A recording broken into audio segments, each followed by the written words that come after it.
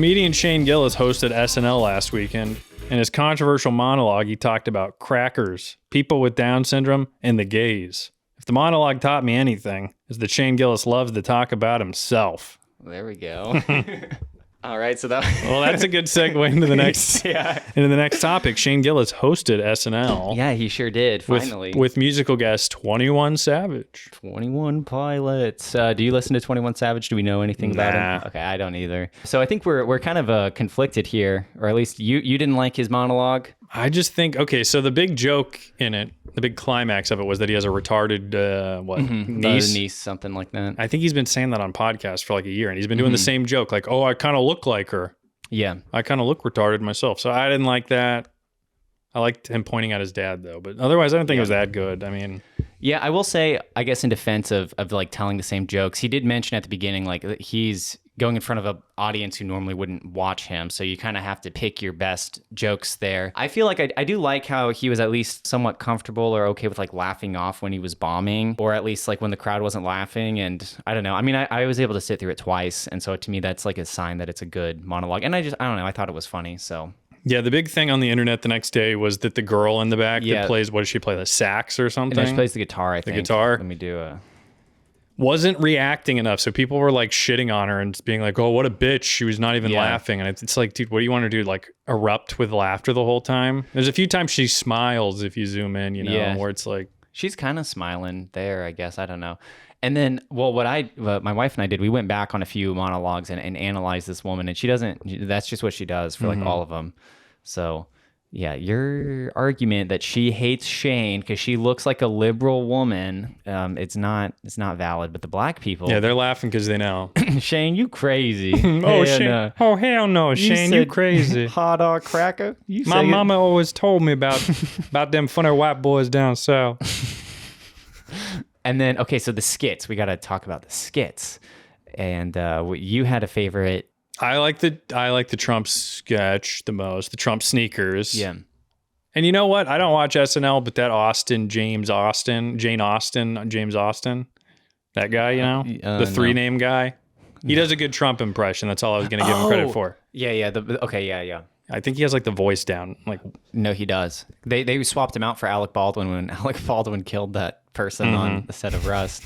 He was really good. And also it's like, I mean, they had to have an opportunity for Shane to do his Trump impression. It's kind of what he's known for. Yeah, that's what was crazy. So the cold open, it was like 4 people doing, you know, doing the politician impressions, sitting around a table talking about Trump, and the whole time you're like, okay, when is Shane going to pop out? And he never does. So it was kind of disappointing. Yeah, I had a feeling that wouldn't happen, so I didn't watch it. But was there ever a part, sometimes SNL people will do this thing where they have nothing on the person they're doing an impression of, so they say something. So like, in my mind, the guy who played Marco Rubio came out and he says, I'm Marco Rubio and I always smile like this. And then the audience laughs. You get what I'm saying? When they kind of do stuff like that. Was there anything like that in the cold open? No, it was like that. I thought none of them I think that James Austin guy or whatever his name is, he did an okay. Who is he doing? Lindsey Graham. It was okay, but everybody else there now is dead weight. Yeah. Oh, okay. You know what's actually funny? So we were talking about the Jamaican sketch and how that one was like the least funny one. And I was like, Jamaican, like, what are they, Irish? Why do they sound Irish? I looked it up. Turns out the second largest Jamaican population is Irish. So that's why their accent sounds Irish? Yeah. You may be onto something that nobody's ever thought of before. Seriously. Well, I thought that, and I wasn't going to say this, but I was recommended a Jeremiah Watkins clip. Uh-oh. And no, hear me out. Hear me out. He had somebody on stage do a skit where they had to do a Jamaican accent, and the closest he got was, that wasn't Jamaican, that sounded Irish. So I was like, oh shit. Is there a synchronicity moment with me and Jeremiah Watkins? Do I need to kill myself now? But he didn't put 2 and 2 together. But it's true, very similar. Tree-ta-tea. Like, who was that? Irish or Jamaican? That was Jamaican, but you get the idea. Yeah, that sketch sucked. That was the worst sketch probably. Yeah. Because like nothing happens. It's very boring. But then there's another sketch. What was the other sketch that we mentioned that's like, it just sucked? Oh yeah, Sydney Sweeney. She'll be next. Sydney Sweeney. Oh, Fuglion. That one sucked. Yeah.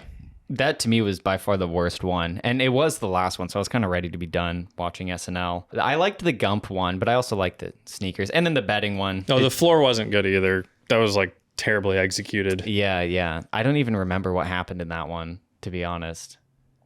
I thought he was going to call Bo and Yang, you know. I liked HR meeting. Was that me or you? That was me. Oh.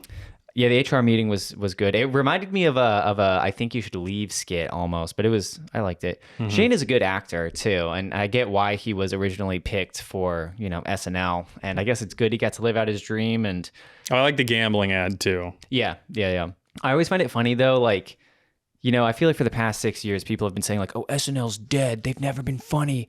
And then the moment someone they like is hosting, then everyone's like, oh, SNL. Oh, you're doing the Tom Myers thing. What? Before on Saturday, Tom's like, there's going to be a bunch of people that pretend to like SNL after shitting on it. And it's like, it's like, dude, just because somebody watches it one time doesn't mean that they're a fan of it. Tom's crazy. But my thesis is different. My thesis is, you know, as shitty as SNL may be at times, it still like holds a significant amount of weight in American TV and like the culture and stuff. And honestly, I watched Weekend Update because I didn't know if Shane was going to make an appearance. Mm-hmm. And some of the Weekend Update jokes were actually like funny, and they are like a little racy too. I was surprised. Even this latest season of Curb is like pretty racy with some of their humor, or race related, not racy, not like ooh. But I don't know. There's it seems like some media is kind of returning to a form of normalcy, which is good, and who knows how long it'll last, but whatever. Keenan is still like does everything for that show though. Yeah. How old is he? I don't know, but he has to have the Andy Milonakis disease, right? I mean, seriously. He looks like he did when he was like 17. Yeah, I couldn't tell you if that was like 5. Well, black people also age very well. No, but he looks like a boy. Yeah, I guess he does. Hey. Oh, he did play Fat Albert, didn't he? I think so, in like a 2000. So let's take a look at his accolades. Keenan and Kel. Yes, he was literally Fat Albert. Oh my gosh, I love like early 2000s, like these poor Photoshop jobs of just his head inserted on. That's where I get my thumbnail inspiration from, aside from The Art of David D's. Oh, we've got the full fat. Did you ever watch this movie? I never did. I think I had it on DVD and watched it like twice. That's awesome. But I didn't even watch the cartoon ever. I don't remember it being on. Yeah, I don't either. Was it part of it like a bigger show, or was it like its own standalone? Yeah, I don't know if it was like a liquid television thing or an old version of that. Mm-hmm.